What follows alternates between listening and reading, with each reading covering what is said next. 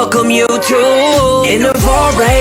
Yeah, this is where we innovate. This is the podcast where changes are made. If you're not growing, then you're dying. Innovation is the key to surviving. This is Inovare, where we ain't scared to make that change and create a new way. If you're ready to learn and sit back and just chill, it's about to get real. This is Inovare. What's up, everybody? Welcome on into another episode of the Inovare Podcast.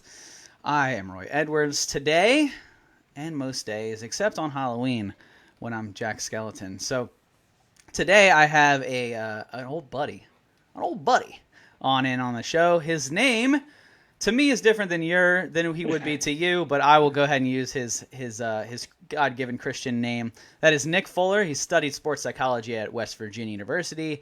He has a master's degree from California University of PA in that same field. Nick went on then to work for the United States Army, or with the Army, working with Army Rangers, tankers, Apache and Blackhawk Pilots, and Infantrymen, helping to increase their resilience and become battle ready. Nick helps and took what he taught soldiers and now helps student athletes from many different sports increase their mental game to separate themselves from the competition. He's the CEO of The Tactical Mind, my good buddy, Nick Fuller. What's up, dude? Roy, it's great to see you. I know. I have never heard of Jack Skeleton until like 2 weeks ago when my son's buddy was like, "Oh, I'm gonna be Jack Skeleton for Halloween." So you and a 3-year-old got that same thing going in common. Yeah, I have the mask here and everything. Wow, look at that. Yeah, I'm a super fan. No big deal. I just started watching it yesterday. I'd never seen it until now. Never. Oh, what were you doing with your life before? Like, what was your? This is completely off topic, but I don't care. What was your Halloween go-to growing up? I mean, I feel like it was the bare minimum. Whatever would like work to get me candy, I would just like find something and be like, all right, this will work. Here's a staple. Here's a rubber band, and I'm going to go out and do this. Like, I don't know. I just bare minimum to get candy. Wow, that was just. What about like movies? And did you watch Halloween movies? I feel like Hocus Pocus. Yeah. And Yeah. I just watched Charlie Brown in the Great Pumpkin Patch. That's an old school one. I didn't even. Yeah. Wow, I completely forgot about the Charlie Brown one. But yeah, Hocus Pocus, obviously, right? The Sanderson sisters. Right. But dude, Night Before Christmas is right there with it. I feel like, at least in my household. I'm watching it now, so I'm halfway through it. So halfway through, as in like you paused and like you turned it off, and you're like, oh, yeah, it was my kid's bedtime. So. Oh, wow. Well, when you wake him up, he's in for a treat. He's gonna learn about Jack Skeleton. So, well, now that we have the Halloween out of the way, man, we could do a whole podcast on the childhood that you missed out on, but I don't know that my listeners would enjoy that one as much as they're going to enjoy this conversation about. Yeah, that would be more like a props of nothing. Yeah. So, dude, I don't know if you knew this about me, but so we went to college together, Nick and I did, and so I studied sports psychology. I don't know if you knew that about me. For how long? I have a minor in it. Get out. Yeah. I have a minor in sports psychology, history, and then my major was communications. So, yeah, sports psych I have books on here. So what I studied when I was doing sports psych was how the athlete and how the mind works when going through like rehab or recovery. So that was like a lot of the stuff that I focused on, which I'm sure is like 101 type stuff, considering I had a minor in it. But so I've been looking forward to this conversation, man, is because you are a lot wiser on the subject than I, sir, with your master's degree, and you majored in it. And I knew that you went on and worked with Army Rangers and stuff like that. So I've been really looking forward to this conversation. But before we dive into sports psych, who is Nick Birdman Fuller? And what's his backstory like? Yeah, I was wondering if you're going to slip in. I was going to drop Birdman at some point. Yeah.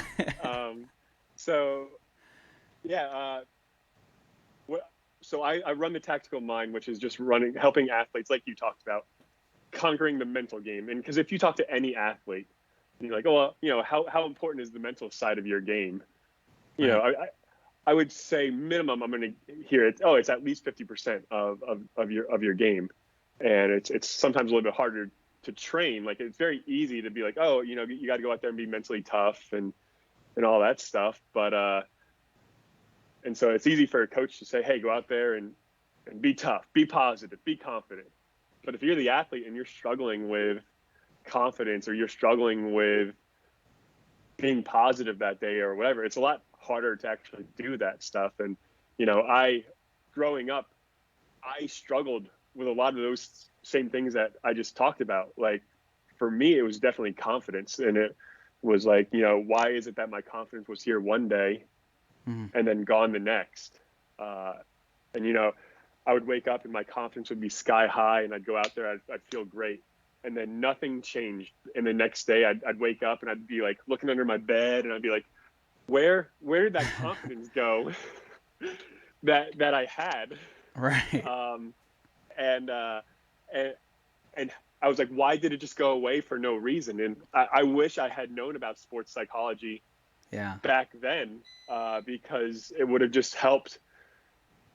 I always just thought it like having confidence occurred by chance for me, right? Mm-hmm.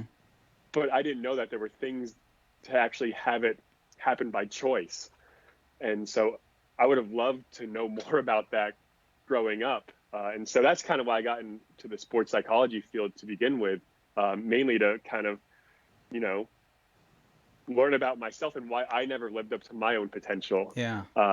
And, I think we played on a few intramural teams together. So yeah, champion intramural teams, I'll add.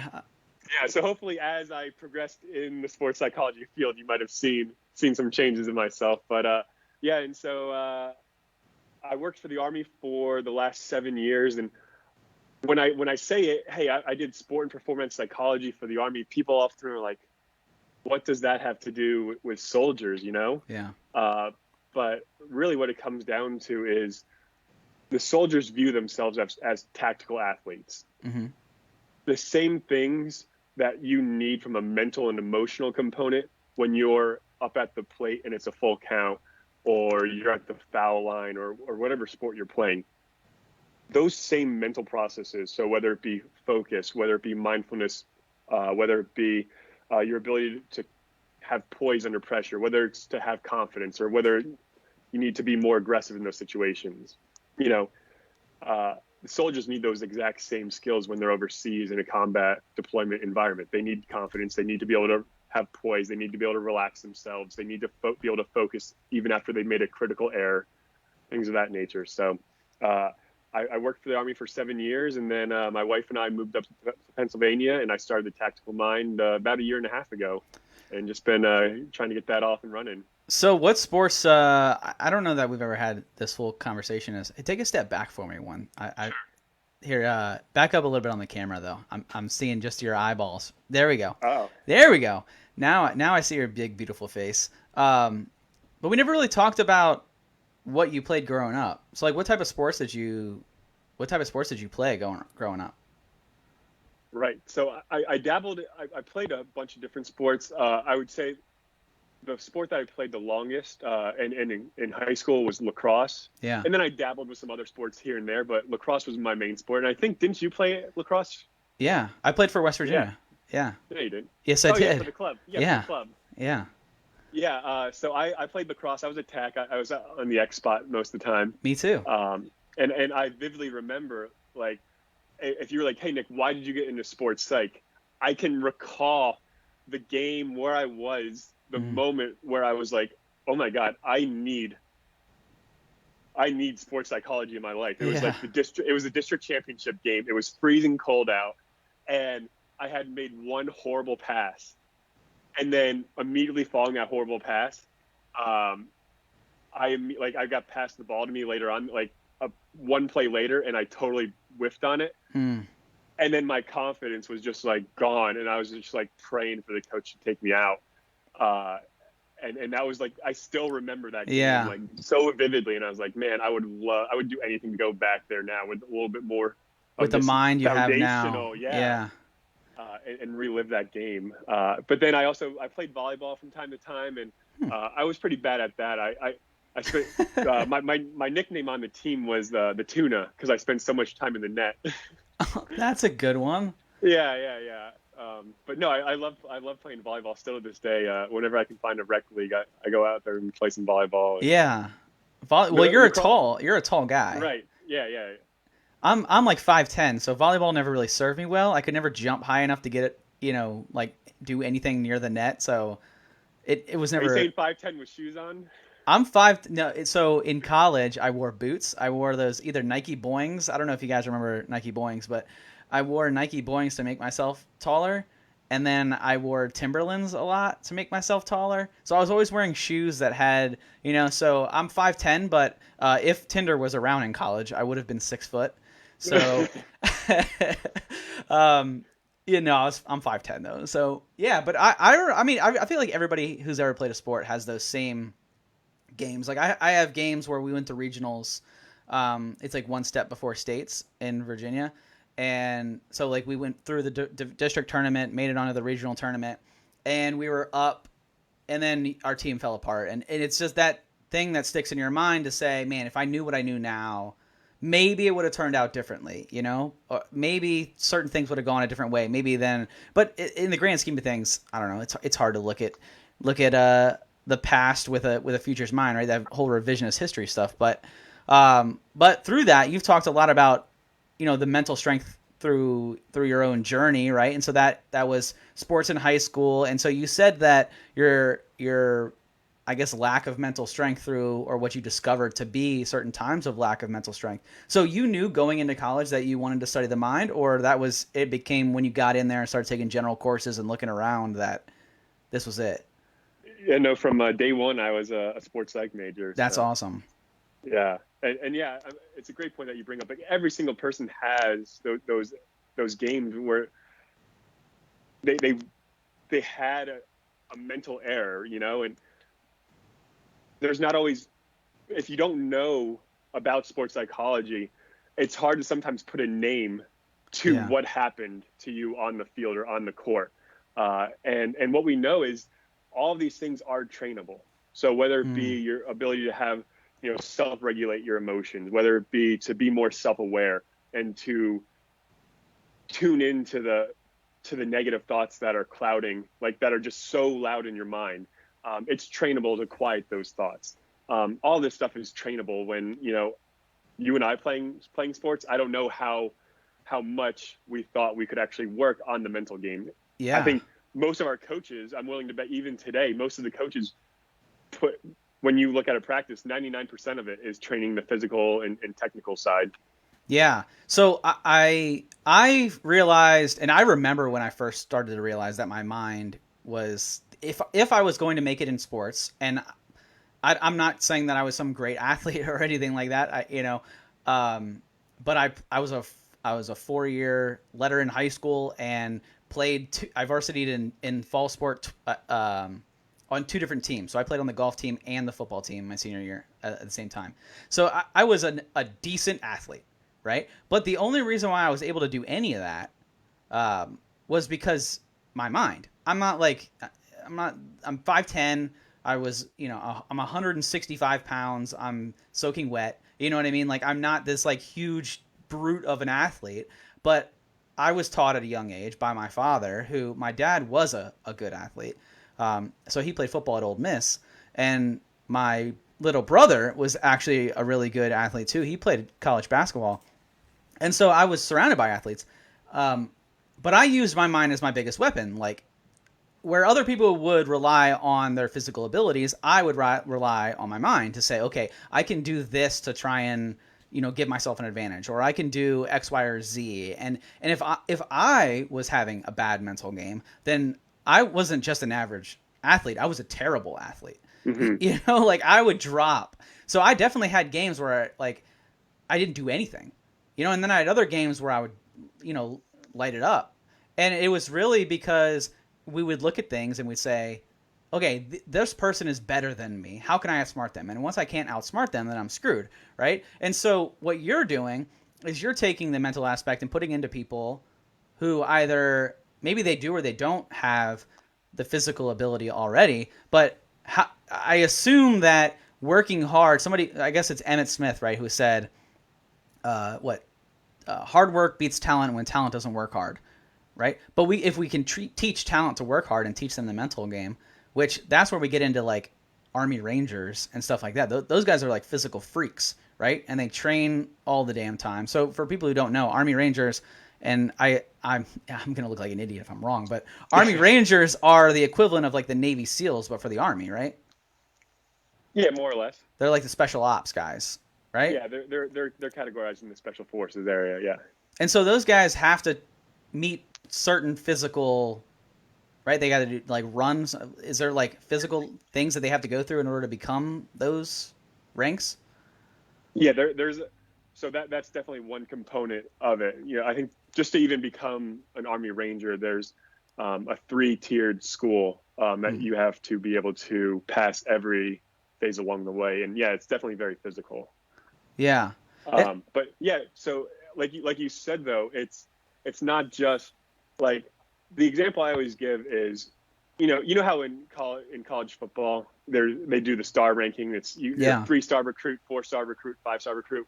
Well, you know, growing in high school, there's definitely some of those 5-star recruits who just have a physical, natural talent that can get them to be dominant in that high school level.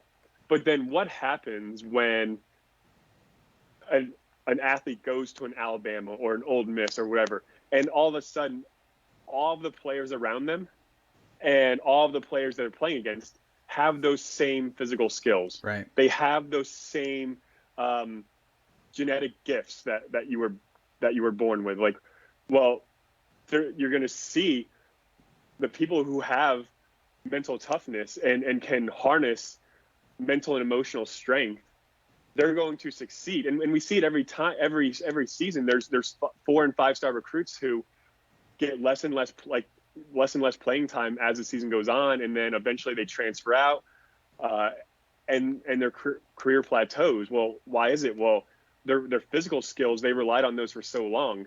Mm-hmm. But you know, if I were to ask you, you know, talk about the best athletes in the world that you know, odds are you're not gonna. If you created a list of 10 things, I'm willing to bet that the majority of the things on that list aren't going to be physical characteristics. It's going to be things like grit. It's going to be things like drive. It's going to be things like poise. It's going to be things like great communication, things like that. And those aren't necessarily the physical and technical skills that we see. It's very easy to see the physical and technical skills. It's harder to see the mental and emotional component though, you know? Yeah, absolutely. So let's get into that a little bit with your time in the military or working with the military.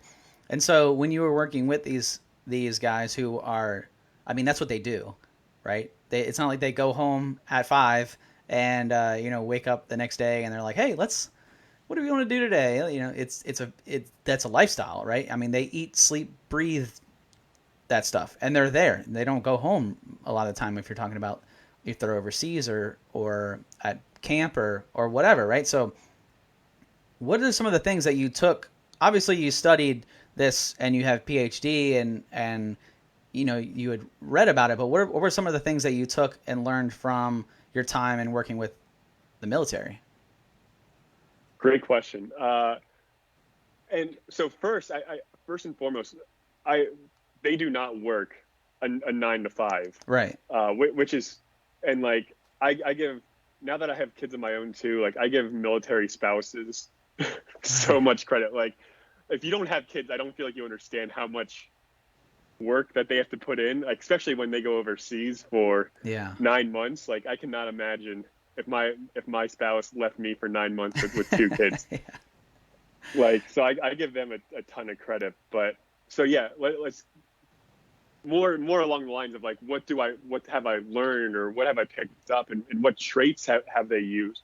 And we could take this conversation in so many different routes, but I would just say I'm very impressed with their willingness to learn and dive in about the mental game, because, you know, you're dealing with these macho soldiers who are infantrymen, they're pilots, whatever they, you know, And I would say the majority of the soldiers, they're thirsty for more of this information. They're like, yeah, how do I get more of this confidence? How do I get more of a growth mindset? How do I get more of the ability to have optimism when we're overseas? Because if you're overseas for 9 months or a year, your emotions are going to be a roller coaster, and some days it's just going to suck.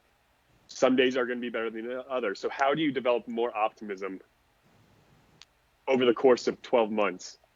Because optimism it's a skill. We can learn to have more optimism.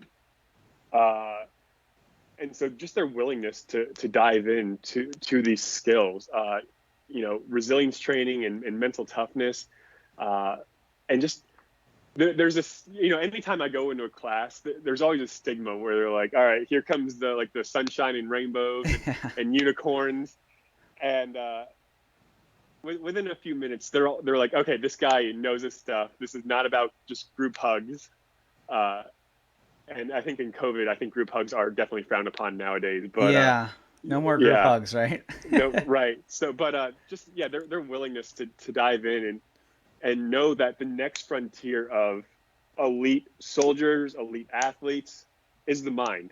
Because, what I tell athletes now especially is I truly believe that the next frontier of elite performance is that mental and emotional piece. Because from a biomechanical standpoint, we know exactly, if we want to increase an athlete's 100-meter time, we know exactly what we need to do from a muscular standpoint and a cardiovascular standpoint to decrease that time by a second or 2 seconds. Mm-hmm. We know exactly how to create physical specimens.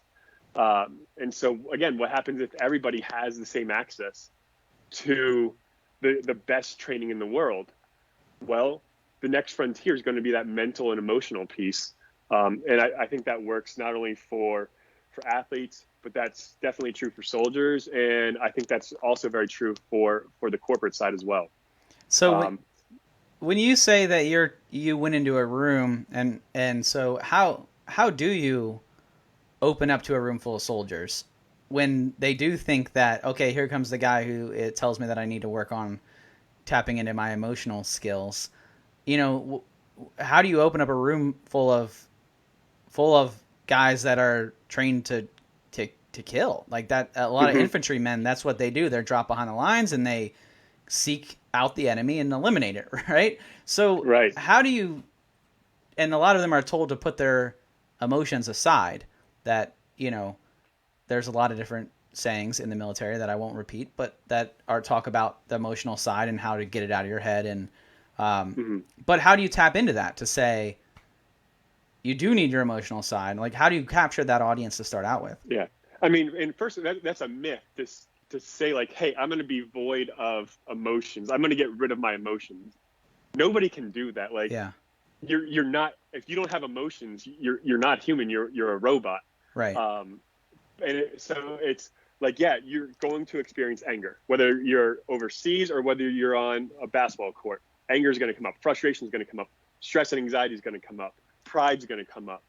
All these emotions are going to come up. It's effectively utilizing those emotions to work for you rather than against you. And now to get back to your question of like, how do you, so yeah, I don't know. I think one, it's just not acting like I wear the uniform, right? And that I'm an expert on what it's like to be overseas. I think you would lose credibility right away. Yeah. But I just think inherently, if you can be a good instructor, that's half the battle. Like I remember one of my mentors, I was a month or two on the job, and I was like, oh yeah, the group just wasn't really interested in the material. Like they weren't a good group. And he was like, well, be better. Right. And I was like, what? Like it kind of hurt a little bit at first. He's like, well, just be better. And I was like, he's like, what we teach is really interesting, is really exciting. Like who doesn't want to have more mental toughness, more resilience? Like this is all things that people want to like experience more of. And so if they're not connecting to it, he's like, be better. Yeah. So how can people have more mental toughness and be more resilient? I mean, how much time do you have? Hey, dude, I don't have anything to do. I mean, so give me the starting points. Yeah, let's start from the beginning, but the biggest thing that I believe contributes to your mental side is self-awareness. Yeah. Being tuned in to the thoughts that we're having, being tuned into the emotions that are going on inside of us. If I were to ask you, how many thoughts or how many words do you think we say to ourselves each and every minute? Oh man, I don't know, thousands probably. Okay, yeah. So it's funny, whenever I ask that question, I get a ton of different answers.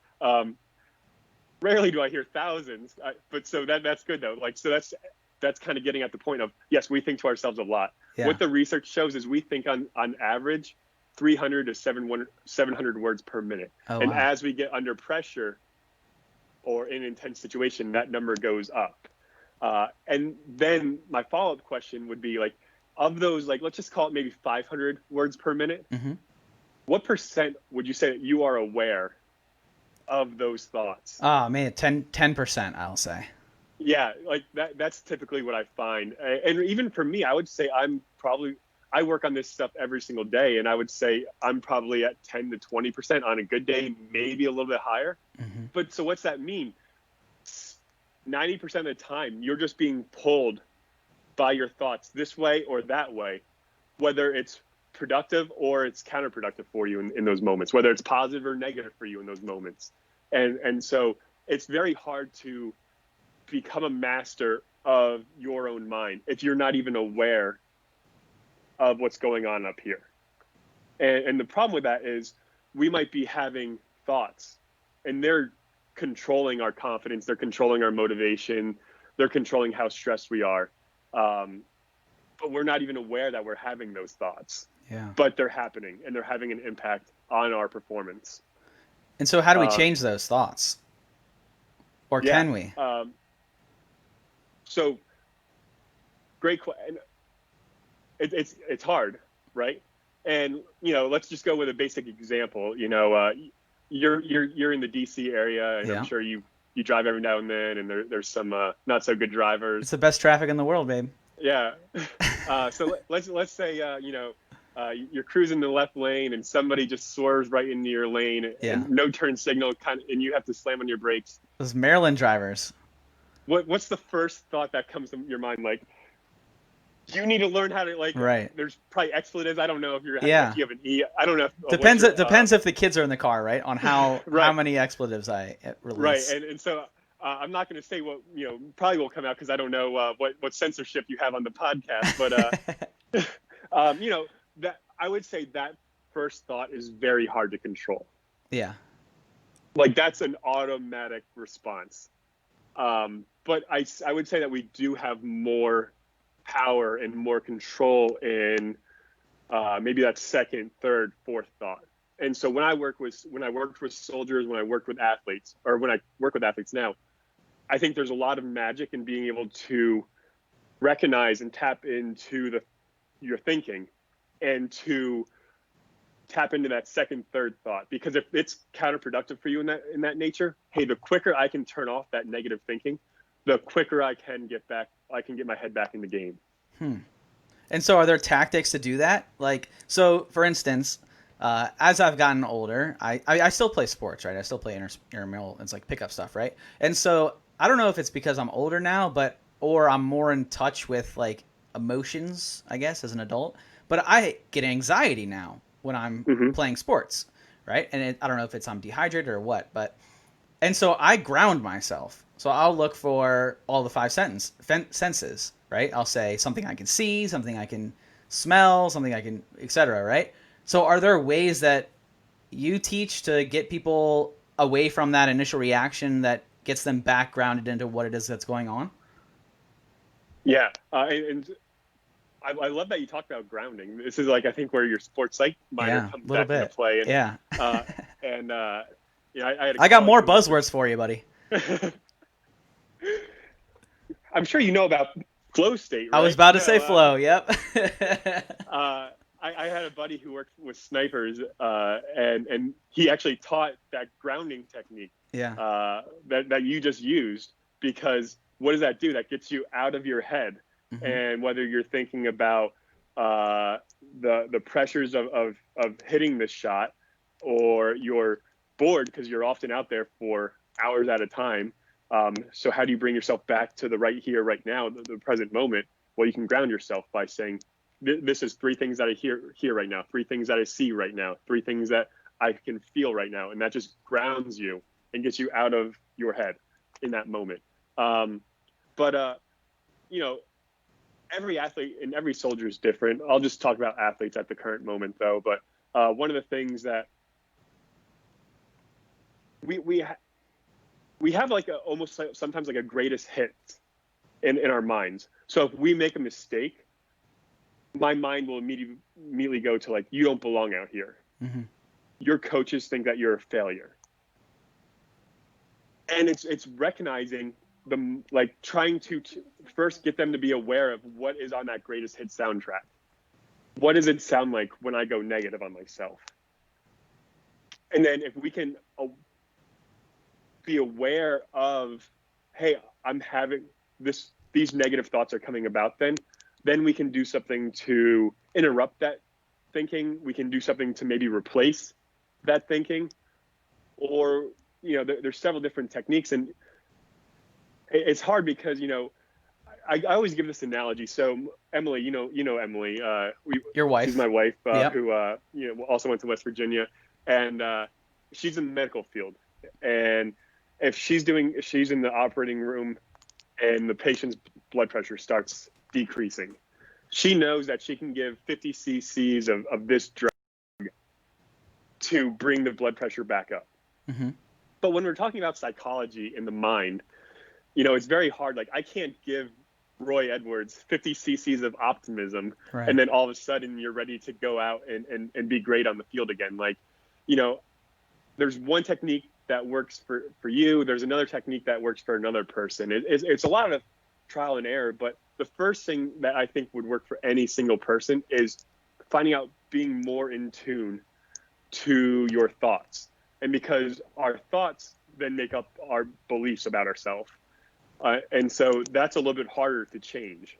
If I have a belief that's, we like to think of ourselves like, I have a belief that people are good or whatever. Like, mm-hmm, our beliefs should be good, but more time, like there's times that we have beliefs that are bad. They're bad beliefs that we don't want to have. But maybe a belief is like, I'm not worthy. Mm-hmm. And so if we have that belief of I'm not worthy, it would make sense then that a lot of my thoughts confirm this belief of I'm not worthy, or I don't have what it takes. And so maybe it's recognizing thoughts and change. It might be as simple as just being able to increase your self-awareness and bring I'm aware of my thoughts 10% of the time, and it's bringing it up to 50% of the time or whatever. But then sometimes it's changing the belief. Yeah. And that's a little bit harder. So you talked about first initial thoughts, right?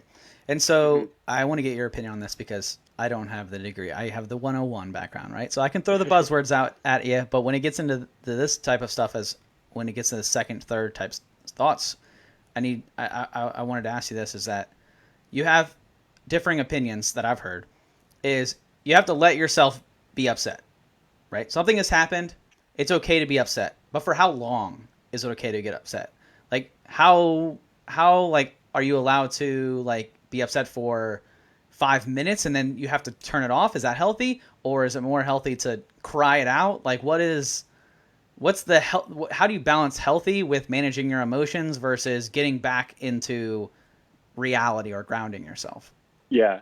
I think back to one of, I've got a soccer player who I work with quite a lot. And one of the things that he's trying to work on is to have more of that self-regulation where he can manage his emotions. Because he just got, in his previous game, he just got he had a yellow card, mm-hmm, because him and this other player were kind of going back and forth all game. And, first time they went back and forth, maybe frustration was like a 3 out of 10, right? Yeah. And then they throw a few more elbows at each other. It starts, that frustration keeps increasing a little bit. And now the game is going on. And in his mind, do you think he's thinking about the play at hand? Yeah, absolutely not. And what he needs to be doing? Or what do you think he's thinking about? That I need to elbow this guy because he elbowed me a couple plays earlier. Yeah, how do I get back at this guy? And Right. there's no way that I'm going to let number 17 get the best of me. Right. So, and now his frustration's at a 10 out of 10. It's so hard. And we can, it's easier to self-regulate when our emotions are a 4 out of 10 or 5 out of 10. It's a hell of a lot harder to regulate those emotions when we're at 35 out of 10, you know? Yeah. And so his focus that whole time was not even at the task at hand, but it was, how do I get even? Right. And so what I've been working on him with is, how do we get back? How do we, quickly regulate those emotions? And how do we turn our focus back to what's important now? And number 17, or whatever number I said earlier, Right. Yeah. that's not what's important now in those moments. And so to go back to your question, I think post game, sure, let it suck for a little bit.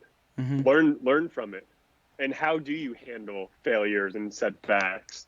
Because I think that's part of what I teach as well. Setbacks and failures are a part of life, and some people handle them better than others. So maybe during post game you can sit with those emotions longer. But my belief is, I would say, during performance, and whether that be on the field, on the battlefield, or in the boardroom, you would want to regulate those emotions to get whatever you have to do to get your head back in the game. So let's talk about that for a little bit. You mentioned boardroom there. So Mm-hmm. I would assume a good majority of the people who are listening to this podcast aren't elite athletes. Maybe they are. I don't know. But let's talk about that boardroom. Let's talk about corporate America, and you talk about corporate athletes. So first, what is a corporate athlete? Yeah. What I believe is a corporate athlete is, I'm going to throw out an Olympian, and you tell me if you've ever heard of him. Anton Apollo Ono. Yeah. You know him? Yeah. Yeah. He's the speed skater, right? Yeah.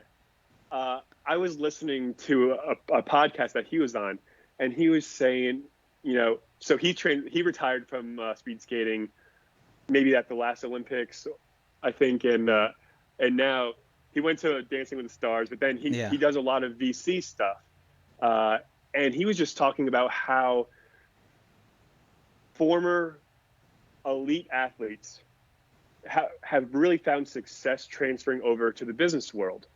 And the host was like, well, why do you think that? And he was like, well, what are the characteristics that get you to be an elite athlete? It's grit, it's motivation, it's drive, it's handling setbacks, it's having confidence, it's being able to be an effective team player. Those are all characteristics that will have you be successful in your job, in the boardroom, in wherever you're working. Would you agree with that? Absolutely. And so what I feel are corporate athletes is, how do we train the same mindsets that elite athletes, elite special operators use to be successful in their field of performance? And how do we train those mindsets to be in the corporate world? And I just think it stems from a mindset.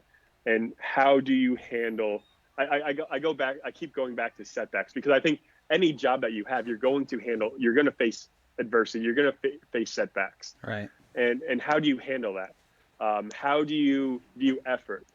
How do you view challenges? There's going to be some people that shy away from challenges. There's going to be other people that take challenges head on. Why is it that some people avoid challenges? Right. Well, maybe it's that they believe that, they only have so much skill, and they don't want to have other people see that they're not the best thing since sliced bread. They don't have they're not God's gift to accounting or whatever it is, you know?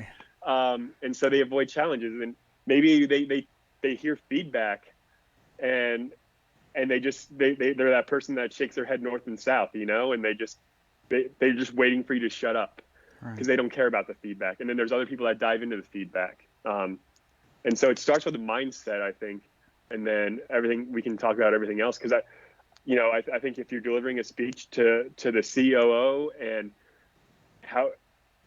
you get thrown a tough question, how do you maintain what's going on in here? So you can slow down the meeting in your mind, not necessarily what's happening around you, but everything starts slowing down for you rather than speeding up. I think when it starts speeding up, that's when you get flustered. And then all of a sudden you're like, oh my God, my heart's pounding. And you're like, oh, well, my heart's pounding because I'm not ready. Right. And then all of that stuff's going on, and that's probably not effective in that moment. And so there's such a correlation between what I do for athletes and how it can then translate to the boardroom. So you talk a lot about also celebrating success and having cohesive teams, right? Because I mean, it's easy. Well, I shouldn't say it's easy. It's easier to translate these messages to an individual and to say, you need to have more positive think. You need to get inside your own head and deal with your own emotions and control them. But what about if we're handling a team of individuals and now there's 5, 10, 20 people, 20 different sets of emotions that we need to herd the cats in the same direction. So I know you deal with that as well. So what's the first step in that process? Yeah, and I know we had talked a little bit too offline about like, and how is this working in a remote world now? Again, I think there's definitely more than one way to build a cohesive team, and I can give my answer, and I will in a second, but then another person's going to give another answer. I think it all stems from trust, though.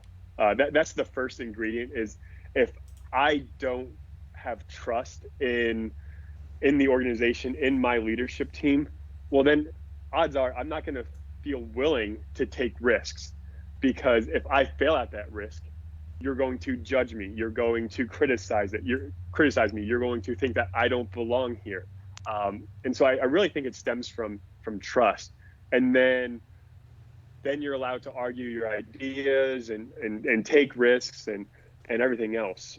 But then one other thing of how do we build cohesive teams, I'm going to probably take 2 or 3 minutes, and I'm going to go over what my favorite skill is. And I actually, I learned this from my time at the Army, from working with the Army, and the resilience program out of UPenn. They have this skill called ACR, which stands for active constructive responding. And I'm going to teach it to you, Roy, real quick, because I think it's the greatest skill anybody can learn for an office place or for relationships or whatever. And so it's ACR. This is all about how do you respond when somebody shares good news to you. And when I first learned about this skill, I was like, well, I probably got this skill. I'm a happy guy. I got a lot of friends. I feel like and then as they were going over this, I was like, oh, I actually suck at this skill. And what I found is a lot of people have a lot of room to be better at this skill of ACR. And so again, ACR is how do you respond when somebody brings you good news? And I could spend a half hour teaching this. I'm going to teach it to you in 2 minutes. So the first thing is, so let's say, Roy, you come to me and you say, hey, Nick, guess what? I just got a new dog. I just rescued a new dog. That's some good news, right? Yeah. And maybe this happens over Zoom, like or over Teams, and it's right before the meeting gets started, and it's very hard to sometimes build a relationship over Zoom. Well, the first way that we tend to respond, and this is actually where I spend a lot of my time, I would just be like, "Cool, man, happy for you." And then you might be like, "Yeah, it was like half an Australian Shepherd and half boxer. We love it." I'd be like, "Cool." Like, how are you feeling after that? Like, are you kind of wanting a little bit more maybe from right? From yeah, the maybe ask me a couple more questions or whatever, right? Yeah. Yeah, and you're like, all right, cool. This guy clearly doesn't care about me or this good, but it's important news to you. Yeah. And like I just think back to like Emily would come home from the hospital, and she, it's a hospital. There's not many great things that happen at a hospital, but every now and then she'd have like a great thing that happened to her. and I would have the TV on or whatever, and I'd just be like, oh, yeah, cool. Oh, And that's not building a relationship, and that's not what Emily signed up for, you know?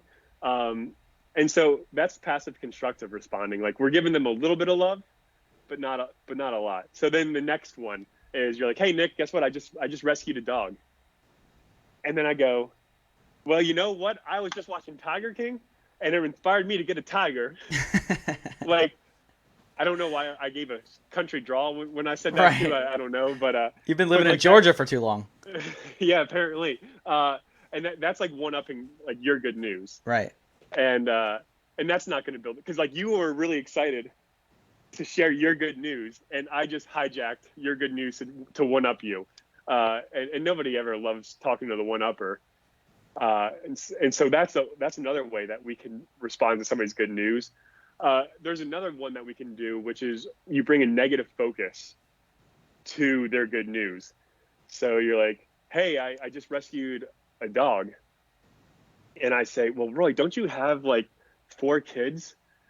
Like that, a dog takes a lot of time. And plus you said it was a rescue. Like, you don't know what the past history of that dog was. You're going to bring a dog that has a rough history around a newborn. Yeah. What am I doing there? I'm taking, like, are you feeling great about your good news after leaving that conversation? You're like, oh, I got to go learn how to take this dog back. And that's not going to build a relationship. And I just think in the corporate world, like, how many times does somebody come up to you? Like, if it's a subordinate, they come up to you and they just want to share something that happened good in their lives. And, you know, I would say it's easier to find negative things that happen in your life too. And so for an employee to finally be like, hey, you know what, I'm going to go tell Roy, like, I'm really excited that my family's taking a weekend trip to Vermont to see the leaves change. And then you're just like on your phone, like, oh yeah, cool. Happy. You'll have to let me know how that goes. Like, yeah. Is that employee going to feel like he's a valued member of the team? Are they going to feel like you got their back? And then are they more or less likely to come to you when there's actually a problem in the office? Right. Like, or with an account? Probably not. And so then obviously, what does it look like? What does the gold like, what does it look like if I'm actually using ACR? Well, if you say, hey, Nick, guess what? I just got, my family just rescued a dog. I was like, oh, well, what kind of dog was it? Oh man, that's great. What do the kids think about the dog? And you're like, oh my God, they're over the moon with Snuffles. I was like, oh, you named them Snuffles? Like, and how much longer does this conversation take than any of the other ones? Right. And it's just doing a little bit. And I'll tell you what, anytime I teach a skill, like, and soldiers, they get a hoot out of this skill. Like, they'll come back the next day and be like, Nick, dog, like, that was amazing. Like, my wife had never seen, like, she's never seen anything like this before. Like, we had a great conversation. Like, one thing, like, we conversated for a half hour without any interruptions. Like, it was great. And so I just think I've seen this work in my own relationship. I've seen it work in the military. I've seen it work in corporate America as well. Just building relationships, building a cohesive environment. And it's a great skill. Nice. Well, so how can people learn more about the Tactical Mind, and how can people get in touch with you? I would love that. The easiest way is going to the tacticalmindllc.com, and you can hit me up. You can find multiple ways to reach me on the website. I'm on Instagram at the Tactical Mind. I'm trying to get better at posting. I'm not great at it, but you know, we all have our flaws as a business owner. And yeah. That's awesome, dude. Thank you so much for coming on, and it's great to see you. It's great to catch up. We it's been too long. Then maybe, and I know that the whole COVID stuff has stopped us from fist bumping in public. Being in Virginia and you're still in Georgia, right? No, I moved up to central Pennsylvania. I feel so awful now, not knowing that you are now in Pennsylvania. That is, now I'm officially a shitty friend for not knowing. Man, when did you move up to Pennsylvania? Like a year and a half ago. Dude, don't tell me this. Oh, God. It's fine. All right. Well, it's not fine. I'll make it up for you. I mean, I feel like you made it up by having me on the podcast. Okay. It was great. Well, good. I'm glad you had fun, man. And so did I. I like I said at the beginning of this, I love this stuff. I only got a minor in it, so I just know buzzwords is basically what that means. So I'm glad that you came on to teach me some knowledge and to drop some bombs, because that was awesome, dude. That was some great stuff. So I appreciate you, man. And guys, please reach out to Nick. He's the man. He's look how friendly that face is. He's just a beautiful human being. So reach out to him. And thanks again, Nick. I appreciate you, buddy. Right on, Roy. Thanks. Guys, if you enjoyed that conversation, and I know that you did, go check out Nick's stuff, thetacticalmindllc.com. Also, guys, if you enjoyed this podcast, there's other ones kind of like it. They don't have Nick on it, but they do have me. You can go to inovarepodcast.com, or you can check out all of our old podcasts on iTunes, Spotify. We're on 9 different platforms. If you enjoy watching podcasts, go ahead and check us out on YouTube, because apparently we upload the videos there. And then on Fridays, every Friday at 4 o'clock, we go live on Facebook. So you can check out our live recordings, drop in some Q&A, and maybe your question will make it on to ask the next Nick Fuller, the next interview. And then you get to tell all your friends, hey, guess what? One of the questions that I asked on this Facebook Live, it got asked to this really important person who knew everything, and it got answered, and now my life's better. So, guys, check it out. Go to our website, inovarepodcast.com. Join our Facebook group. We have a Facebook group. It's a private group, so you won't be able to find it unless you go to inovarepodcast.com. Join that group. We'll let you in, and we talk about this stuff all the time. So, guys, until next time, see ya.